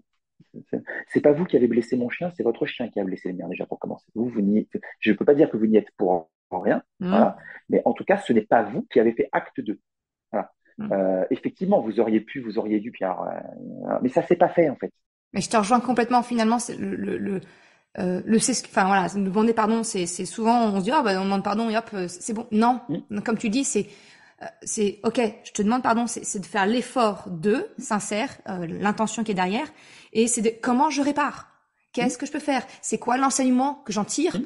pour pas recommencer 2 secondes Et après puis quoi. comprendre, quand vous Bah bien avez sûr. des enfants qui vous font des trucs de ouf dans le dos, je dis toujours, quand ils font des trucs, qu'est-ce qui fait qu'ils le font dans le dos? Non mais c'est ça la question. Parce que je veux dire, c'est ça en fait qu'il faut arriver à se poser comme question. C'est pourquoi est-ce que c'est fait comme ça? Pourquoi c'est fait dans le feutré? Pourquoi c'est fait dans le feutré? Mais l'interdit justement, l'interdit génère l'attrait, l'envie. Enfin Non, mais c'est bien sûr, parce que le problème d'interdire, c'est que, en fait, c'est que c'est pas compris.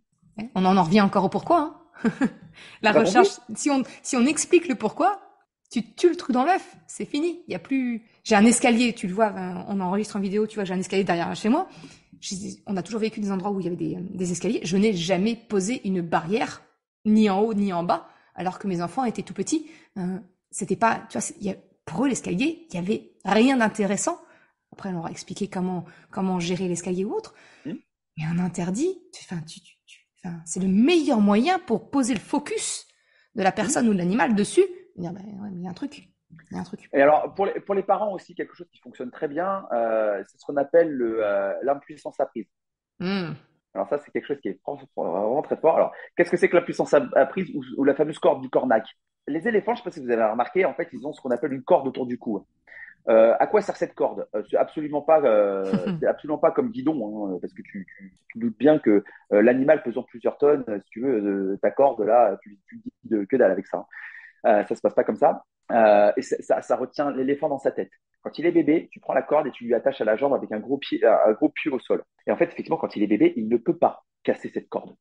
Et en fait, il va grandir toute sa vie avec cette corde attachée à la jambe et au bout d'un moment autour du cou. Et en fait, au bout d'un moment, quand il a sa taille adulte, ta corde, elle sert plus à rien. Même une chaîne, hein, ça ne le retient pas. Mais en fait, depuis qu'il est bébé, tu lui as expliqué que tant que cette corde ou cette chaîne était présente à côté ou sur lui, il ne pouvait pas s'échapper.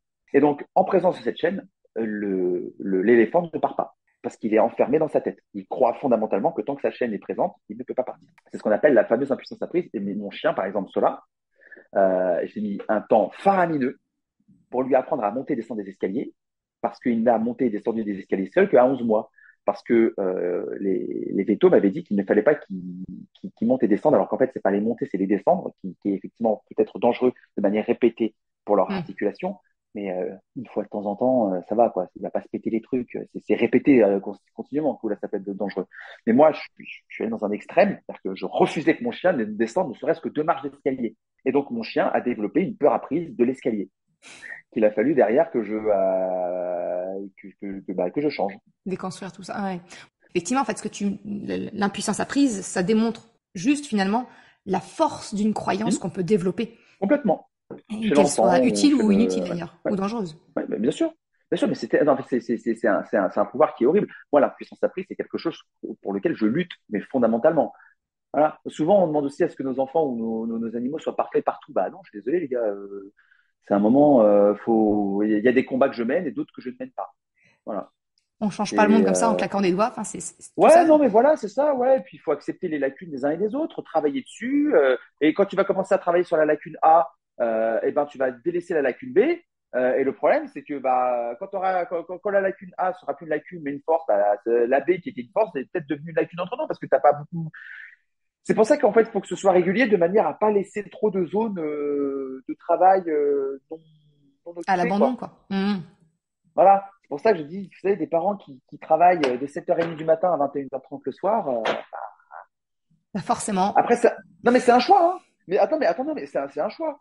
C'est un Oui, mais il faut choix. en C'est avoir un choix de vie. conscience. Moi, ce que j'aime bien pour nous, c'est qu'on fasse les choses en conscience. Voilà. C'est, voilà, Ils respectent pas mon autorité. Mais t'es pas une autorité, en fait. t'es pas présent. Donc, T'es pas une autorité. Gueuler, ça fait pas de toi quelqu'un d'autoritaire, hein. Ouais, mais c'est vrai. Ça fait juste quelqu'un de toi qui hurle. Mais ça fait pas de toi une autorité. En fait, il faut comprendre une chose, c'est que l'autorité, elle doit être respectable. Et le respect, c'est un sentiment. C'est pas une émotion. C'est un sentiment. Et comme tout sentiment, on peut choisir de l'avoir ou de ne pas l'avoir. Le respect, si tu viens sans, tu repars sans. Voilà, c'est comme ça. Voilà. Que tu le veuilles ou pas. Donc, tu peux gueuler tout ce que tu veux, tu peux taper tout ce que tu veux. Si tu n'es pas une figure, un exemple, une figure respectable, tu n'es pas une autorité. Dans ta tête, tu l'es, mais tu ne l'es absolument pas, comment dire, de manière constatable. C'est-à-dire que, hum. pas tangiblement, comment je pourrais dire ça, c'est-à-dire que concrètement, voilà, concrètement, tu ne l'es pas. Et pour te donner un ordre d'idée psychologiquement, comment ça se passe, le coup, le père était très violent avec moi. Et un jour, il me fait garder par un couple d'amis. Et puis, on est à table comme ça. Et je dis à mon petit frère, putain, mais tu me pompes là, hein. Comme ça. Les parents entendent ce que je dis à mon frère. Et là, comment ça s'appelle, le monsieur me dit, Thibaut, ça se dit pas de dire ça. Et moi, je le regarde en tout innocent. Je suis, ah bon, à la maison, on le dit régulièrement. Enfin, je vois pas pourquoi c'est un problème. Enfin, tu vois. Le monsieur est allé le répéter à mon père. Mon père, quand il a entendu ça, tu comprends, son Ah ego, bah, mon Dieu. voilà, nous a pris Hum. dans la chambre. Et en fait, cette famille devait venir chez nous le soir, passer la soirée avec nous, avec les enfants de ce couple d'amis. Enfin bref, ça devait être super festif. Et moi, j'étais puni dans ma chambre. Et mon père est venu me voir pour me punir. Et ne pouvant pas me taper parce qu'il y avait les invités, il me dit, tu restes dans ta chambre, t'es puni pour ce que tu as dit. Je fais, mais je comprends pas pourquoi je suis puni. Je n'ai rien fait de mal. On le dit, cette phrase. On l'a dit. Tu l'as encore dit ce matin, tu l'as encore dit hier, avant-hier. Tout le monde le dit à la maison. J'ai pas menti. Je vois pas en fait ce que j'ai fait de mal. Et mon père, voyant qu'il était acculé, m'a regardé et m'a dit, alors écoute-moi bien, tu as le choix. Ou je te colle une trempe maintenant et tu viens avec nous passer la soirée, ou alors tu restes dans ta chambre et je te tape pas. Bah, qu'est-ce que j'ai fait? J'ai regardé mon père et j'ai dit, ok, cogne. Parce que je préférais me faire cogner, parce que bon, bah, j'étais habitué, mais de passer la soirée. Et là, mon père, il s'est retrouvé mais comme un con, Bah en oui. fait, à me regarder, mais il fallait voir les yeux de mon père. C'est comme si je lui avais demandé de diviser 17,32 par 14,4. Et il cherchait le truc, tu vois. Et j'ai regardé, j'ai fait, vas-y, cogne. Par contre, je préfère passer là. Parce qu'en fait, tu vas cogner, bon, bah, comme d'hab, déjà pour commencer. Puis alors, je vais avoir mal, quoi, 10 minutes, hein. Par contre, je vais passer une très bonne soirée. Et c'est là, en fait, tu vois la limite. Oui. Tu mets face à son aveu de faiblesse. Enfin, Là, c'est là où tu vois la limite du raisonnement, en fait. Ton coup, bah, d'accord, ok, ouais, bon, bah, ça fait mal combien de temps? Puis en plus, tu t'habitues. Le problème avec ce qu'on appelle le négatif et le coup, l'électrocution pour les chiens, tu sais, avec les hum. colliers, tirer sur le truc, c'est que tu t'habitues. Donc, comme tu t'habitues, tu réponds moins. Comme tu réponds moins, on tape plus fort, on augmente l'intensité, C'est l'escalade. voilà, on augmente l'étranglement. Elle est où la limite? Elle est où la limite? Hum. Si tu es obligé d'électrocuter, c'est qu'il n'a pas compris. Si tu es obligé de cogner, c'est qu'il a toujours pas compris. C'est hurler sur quelqu'un ou taper quelqu'un, c'est comme d'aller voir un mec qui parle russe et de lui hurler en français, passe l'aspirateur. Mais tu peux hurler tout ce que tu voudras, mon pote. Tu peux hurler aussi fort qu'un avion d'école. Il ne passera pas l'aspirateur. Il n'a pas compris ce que tu lui demandes. Voilà. On Donc, en revient. ça sert à rien. La compréhension, le pourquoi, Mais ouais, c'est la clé. prends l'aspirateur et montre-lui. Tu vas voir, c'est marrant. Il va dire, ah, c'est ça que tu voulais. Mais c'est ça que je veux, mon pote. Ah, mais ça, ouais, c'est vraiment finalement la clé de toute relation, c'est la communication entre deux et la compréhension du pourquoi. Un chien, l'obéissance, c'est pas normal, hein. Non, faut lui apprendre à l'obéissance. Ça, mais c'est ça que les gens n'ont pas compris. L'obéissance, c'est pas normal. Regarde, euh, un gamin dans la rue qui connaît pas du tout quelqu'un, normalement, on va dire 14 ans, et le mec dit, hé, toi, viens là. Ah non. T'es qui, toi? Tu fais quoi, toi? Souffle, respire un peu, tu vois. Bah, pourtant, pourquoi il obéit pas? Mais parce qu'il n'a pas à lui obéir, il ne lui doit rien, cette personne-là, qu'est-ce qu'il fait? Voilà. Bah, c'est la même chose pour ton chien. Ton chien, en fait, pourquoi il t'obéirait? Parce que je suis le maître. Oui, mais en fait, ça ne veut rien dire à ses yeux. Voilà. Il faut être pourvoyeur de quelque chose pour que le chien se dise, c'est plus intéressant d'écouter ce qu'on me dit. Hmm. J'y gagne quelque chose. Il y a une condition. Et avoir l'humilité de se dire que, bah, en fonction des êtres qu'on a, humains, animaux, les conditions changent. Et c'est de créer finalement ce que tu dis, c'est de créer cette relation de Hmm. gagnant-gagnant. Pas de Ouais, exactement. dominant-dominé, mais de gagnant-gagnant. Exactement. Voilà, il faut accepter que les conditions puissent changer. C'est pour ça que je parle de cette bulle de savon. Ça change. En fonction du souffle que tu as donné, c'est plus ou moins gros. Et surtout, souvenez-vous, ça marche très bien avec cet exemple de bulle de savon. Plus la bulle est grande, plus la structure est fragile. Ah, j'aime beaucoup l'image. Ouais, c'est ça. Plus elle est fragile. Mais d'un autre côté, plus l'intérêt d'y rester est plus intéressant. Ouais. Hmm. Ouais, mais ils pourraient se mettre en danger, je les préserve contre eux-mêmes. Non, Non. non. Tu les retiens contre leur gré, c'est pas la même chose. Ouais. Tu crois que tu les protèges contre eux-mêmes. Non, non, tu les retiens contre leur gré. C'est pas la même chose. Voilà. Oui, mais on ne sait jamais, t'imagines si jamais mon fils. Et puis, alors, on vous donnera toujours des exemples extraordinaires de cas tout à fait isolés, tout à fait Improbable. exceptionnels, improbables. Tu sais, du truc, mais vraiment, Un venu du fond pouillème des âges. du pourcentage qui Non mais, peut. non mais vraiment, tu vois, et les gens en font une généralité. Ouais, mais moi, il m'est arrivé ça. Oui, mais en fait, ça, c'est un cas tout à fait absolument extraordinaire et exceptionnel. Il ne devrait servir que de cas d'école. Voilà, un cas tout à fait exceptionnel pour qu'effectivement, on y prête une certaine forme d'attention que si jamais ça se présente, voilà comment on devrait faire. Voilà. Mais c'est suffisamment exceptionnel pour n'en tenir compte que le temps d'un cours. Et pas en tirer Voilà. des conséquences, des conclusions dans ta vie de tous Voilà. les jours, quoi. C'est ça. C'est comme les gens qui viennent te dire, ah ouais, tous les chiens doivent être en laisse. Un jour, mon chien s'est fait attaquer par un chien sans laisse. Ouais, bonjour, je me suis fait attaquer par un mec qui était chauve. Alors désormais, tous les chauves en menottes. La Mais, généralisation d'un principe, ça mais c'est non, mais extraordinaire. sans déconner, mais tu es sérieux là quand tu parles comme ça? Enfin, vraiment, tu vois, Le danger de la généralisation. non, mais vraiment. C'est Hmm. pour ça que je dis, soyez rationnel. Ce n'est pas parce que quelque chose d'exceptionnel un jour vous arrive que ça doit faire figure de loi de tous les jours. C'est pour ça, l'émotion, la peur, elle est là, mais ce n'est pas parce que vous avez très peur que ça veut dire que c'est très dangereux. Exactement. Utilisez le cortex préfrontal. Vous allez voir, Ça c'est change la vie. fantastique. Non, mais vraiment, hein, entraînez-le, parce que je peux vous assurer que pour la grande majorité de la population, et moi compris, ça fait depuis longtemps qu'il est à la retraite. Mais puis c'est quelque chose qu'on nous apprend pas. Enfin, moi, tu vois, c'est ça, c'est quelque chose sur lequel enfin, j'ai beaucoup appris, j'ai travaillé et donc c'est notamment une de mes formations. Pour moi, enfin, les émotions, on nous apprend pas à savoir bien les vivre, à savoir les communiquer, à les comprendre. Et pourtant, bah, c'est la base de tout. C'est la base de tout. À partir du moment où on est capable de reconnaître nos émotions, de savoir les vivre correctement, de les communiquer, d'en tirer un enseignement, oh, punaise, là, ça change la vie, hein. Hein. Tu ressens de la peur, tu es catastrophé, ouais, ok, d'accord, mais déjà, avant de bouger, pose-toi une question. Puis il y a des gens qui disent, ouais, mais c'est pas possible. Bah si. C'est Voilà. plus facile que de se rester dans son petit confort de je ne peux pas, hein, c'est ta puissance apprise, et de surtout pas changer, hein. Voilà. Je pense que les pompiers, lorsqu'ils montent dans des immeubles de 20 étages avec 40 kilos sur le dos, où plus tu montes, tu gagnes 10 degrés à chaque fois que tu montes et que tu rentres dans un appartement où à l'intérieur il fait 180 degrés et que ta peau, en fait, elle fait des bulles, voilà, je ne pense pas qu'à ce moment-là, ils soient très sereins, les mecs. Tu vois, je pense pas. Alors les gens, ils vont vous dire, ouais, mais avec l'adrénaline, ils font n'importe quoi. Non, non, je peux vous assurer que si vous leur posez la question, ils vont vous dire, j'avais peur, Bien sûr. j'avais très peur, mais j'ai fait ce que je devais faire, pas ce que je voulais faire. Parce qu'à mon avis, si les mecs n'avaient pas le choix, mais s'ils s'écoutaient à ce moment-là, ils seraient pas montés. Hein. Ils seraient pas montés. Donc tout ça Ouais. pour dire que Mm. si les émotions, ça se travaille, ça ne veut pas dire qu'il faut pas rien ressentir. Au contraire, ressentez, voilà, Ah non. ressentez la peur, vraiment Ouais. ressentez-la parce que voilà, ressentez-la, elle est aussi là pour vous préserver hein, à certains moments. Ressentez la joie, ressentez la tristesse, Bien ressentez sûr.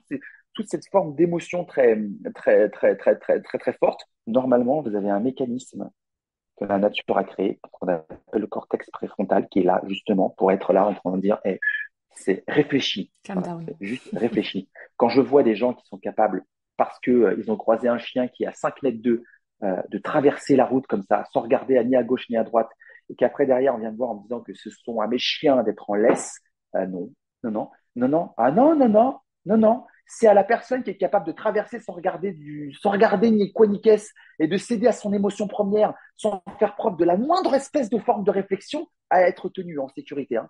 C'est plutôt à elle qu'on devrait tenir par la main. Si tu es capable de réagir comme ça dans la rue, tu es un danger pour toi et surtout pour les autres, hein. Parce que, et c'est valable pour toutes les émotions, hein. Si par exemple je me laisse aller à ma colère, c'est bah non, on met pas des coups de tête aux gens comme ça dans la rue. Tu vois, on met pas des baffes aux gens parce qu'on n'est pas d'accord. Pourtant, je suis très en colère, hein. Tu me vois devant un juge, regarder le juge, bah ouais, monsieur, je lui ai mis une tête comme ça, mais en même temps, j'étais très en colère, hein. Ah, bon, bah si vous étiez très en colère, alors ça se justifie, hein. Qu'est-ce que vous voulez que je vous dise? Bah, ça se passe pas comme ça. C'est pour ça que je dis qu'on ne peut pas vous reprocher l'émotion, par contre, on peut vous reprocher les actes qui découlent de celle-ci. Voilà. Et c'est valable aussi pour l'éducation qu'on donne à nos enfants. Bien Alors, on ne sûr. peut pas te reprocher d'être très en colère par rapport au comportement de ton enfant. On peut pas, hein. C'est, voilà, tu es en colère, voilà, voilà, as eu peur pour ton enfant, bien sûr. C'est coller une tarte dans la tronche de son gamin parce que tu as eu peur, bah, ça justifie pas la tarte. Et oui, on peut te le reprocher. Tu ne veux pas regarder ton gamin en train de dire ouais, mais en même temps j'ai eu peur, tu m'as fait peur. C'est pas une raison. C'est pas valable. Ouais, mais non. Non. Ça veut dire et qu'est-ce qu'on apprend à notre enfant? Enfin, que quand Bah lui il est ouais. en colère, C'est il pour ça peut en qu'il faut cogner pas un. avec une Enfin, c'est génération non, c'est juste non. de gamins comme ça qui aujourd'hui. Bah, faut accepter la remise en question. Faut pas, voilà, faut arrêter de toujours reporter la faute sur l'autre, sur l'animal, sur autre. Ouais. Et puis surtout, c'est pas fait pour se culpabiliser en fait. Ça, le but, c'est pas de se dire c'est de ma faute, il y est pour rien. Tu sais, c'est avec le fouet dans le dos. Il y est pour rien, tout est de ma faute. Non, non, C'est non, ça. c'est juste, effectivement, il est coupable de ça. Tu es responsable de sa culpabilité, par contre. Voilà. Tu es responsable de sa culpabilité. C'est à toi, désormais, voilà, de trouver les bons, voilà, les bonnes ficelles, de savoir, voilà, comme, ouais, voilà, c'est ça. Et Agis, puis passe à agis. l'action, c'est Voilà. ça, voilà. Il y Dis-toi, a- faut pas que ça se reproduise. Voilà. Il faut que le comportement soit différent. Voilà. Et c'est de ta responsabilité que d'arriver à faire en sorte de trouver des parades. Point à la ligne. Et puis, tu sais, il y a une phrase qui est un petit peu, pas forcément hors contexte, mais on peut la retrouver, on peut la tourner sur de l'éducation. C'est, il est plus facile de souffrir sans raison que de trouver une raison d'être heureux. Tu vois? C'est la même chose, hein, Ouais, avec l'éducation, en fait. bien Il sûr. est plus facile de dire que l'autre ne comprend pas que de trouver une solution pour faire en sorte qu'il ait compris. Voilà. C'est Pour plus faire en sorte facile de qu'ils dire que c'est comprennent. l'autre qui peut pas. Il Ouais, peut bien pas, il est sûr. trop con. C'est beaucoup plus Il est trop facile. con. Voilà. C'est comme ça, c'est la race. Ça, c'est beaucoup avec les chiens. Ouais, si mon chien il est comme ça, c'est la race. Alors, je vais vous annoncer quelque chose. En tout cas, je ne sais pas si j'ai raison, mais c'est quelque chose auquel je crois fondamentalement. Euh, c'est que, en fait, la race n'intervient pas dans le savoir-être. On est d'accord. Bah, si je fais le parallèle avec la parentalité, tu vois, ça veut dire, moi, je le dis moi-même, hein, mon grand est un hypersensible. Oui. Mais c'est pas parce qu'il est hypersensible Hum, que je dois accepter et que je hum, dois le laisser hum, vivre ses hum, émotions, ces tempêtes émotionnelles qu'il peut avoir. hum, Non. J'ai envie de me dire d'autant plus hum, parce que il a cette hum, caractéristique-là, c'est encore plus important que hum, je lui apprenne à savoir les vivre, à savoir les communiquer. Alors c'est pas parce que ton fils il était DAH, ou ton enfant était DAH, il hum. est HPI, peu importe sa spécificité, ben c'est pas une excuse, c'est une raison de plus pour mettre en place ce qu'il faut pour l'accompagner, pour savoir vivre et savoir être, comme tu le dis. C'est un caractère, quoi, si tu veux. Enfin, pas un caractère. Je n'arrive pas à trouver mon terme. Voilà, c'est une caractéristique. Voilà, c'est une caractéristique. Voilà. Oui, si, c'est une option. Voilà, c'est une option. Il faut faire avec. Voilà, il y a ça. Hein. Voilà, il faut faire avec ça. Mais il faut composer avec. Voilà, ça fait partie d'eux. Voilà, ça ne veut pas dire qu'il faut laisser aller. Ouais, mais c'est comme ça. Non, non, non, on arrête ça, tu le prends. Hein, Ah non, non. l'épingle, là, tu la prends comme ça. Non, non, non, tu la mets pas sur le mur à côté, tu Bullshit. la jettes vite à la poubelle. C'est comme ça. Non, c'est comment faire avec ça. Exactement. Et ça change, enfin, ça Cela, change il est tout. très calme. Je sais qu'à certains moments, il peut briller pour certaines choses. Il a un rapport particulier avec la nourriture. Bah, je fais avec. J'essaie d'anticiper. J'essaie de comprendre. J'essaie de changer progressivement cette perception de manière à faire en sorte que ce soit moins handicapant pour lui. Parce que je vous rappelle quand même que les personnes en souffrent beaucoup. Souvent, les gens ils sont enfermés hein, là-dedans. C'est quand même eux qui doivent dealer avec ça, hein. Enfin, tu vois, ils doivent faire avec. Faut pas l'oublier que si nous on donne on dicte les règles, c'est ceux qui les appliquent qui doivent faire avec. Et puis sa sœur, elle est nettement plus frivole, plus voilà, elle est plus expressive sur beaucoup de choses. Parfois, c'est un vrai handicap, hein, parce qu'elle peut se mettre en danger, mais ça ne veut pas dire que c'est comme ça et que la seule solution, c'est la laisse, c'est plus simple. un chien en laisse, c'est pas un chien éduqué. Point à la Tu ligne. composes avec. Voilà. Est-ce que tu penses que ton enfant, en fait, il est bien éduqué parce que tu le tiens par la main toute sa vie? Non. Voilà, c'est tout. Point à la ligne. On est bien d'accord. C'est un chien tenu en laisse est aussi bien éduqué qu'un enfant tenu par la main. Voilà. J'aime beaucoup C'est tout. cette Voilà. Si image. tu lâches pas ton gosse par la main, c'est Ah ouais. que t'as pas fait le taf. Bah, c'est un signe de confiance finalement. Dire voilà, Tu vois, moi, je laisse pas mes chiens dans les transports en commun sans laisse, par exemple. Ils sont attachés. Pourquoi? Parce que la balance Mm. bénéfice-risque entre le risque que je prends en les laissant en liberté par rapport aux bénéfices que je tire de leur liberté est nul. Est absolument nul. C'est tout. Hein. Tu vois, le bénéfice que tu as de laisser ton enfant sans le tenir par la main dans une rue de campagne ou au milieu des champs est immense. Par contre, ton gamin de 5 ans, avenue des Champs-Élysées, premier jour de solde, à 16 heures, je vois pas vraiment l'intérêt de lui lâcher la main, en fait. La balance bénéfice-risque, voilà, je la comprends pas. c'est pas la même. Bah, en tout cas, merci beaucoup Thibaut parce que c'était hyper intéressant. J'aime beaucoup ce parallèle qu'on a pu avoir entre l'éducation canine et puis l'éducation, l'accompagnement des enfants. Donc merci beaucoup à toi pour cet échange. Bah écoute, merci surtout à toi. Franchement, c'était vraiment super. Ça m'a fait très plaisir d'échanger avec toi. Et puis voilà. Bon, j'espère que les gens qui vont écouter vont bien comprendre que c'est pas des jugements que je mets. Hein, c'est un avis que je donne. Que chacun, je pense, voilà, fait ce qui me semble être le mieux pour éduquer ses, ses, ses enfants. Mais je pense que la meilleure question qu'on peut poser à son enfant, c'est pourquoi. Ouais, c'est ça. Le pourquoi. Je pense que c'est vraiment le mot clé, c'est pourquoi, comme tu le dis. Et je te rassure tout de suite, les personnes qui écoutent ce podcast, je leur parle souvent de changement de regard. Donc, je pense bien qu'ils ont pas pris ça pour du jugement, Exactement. mais pour une Ouais. proposition de changement de regard. Et c'était tout l'intérêt pour moi de Mhm. te recevoir sur le podcast. Alors, merci pour ça. Merci, c'est Merci gentil. Thibaut. Bye bye.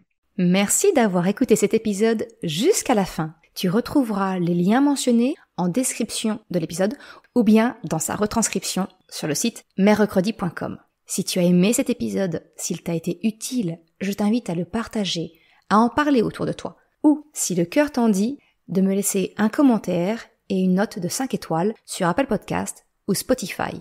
Cela me permet de faire connaître le podcast et m'encourage à progresser. Un grand merci à celles et ceux qui prennent le temps de le faire ou de m'envoyer un message privé si leur plateforme d'écoute ne le permet pas. Je te souhaite une excellente journée, après-midi, soirée, quel que soit le moment où tu écoutes et je te dis à la semaine prochaine pour un nouvel épisode. Ciao!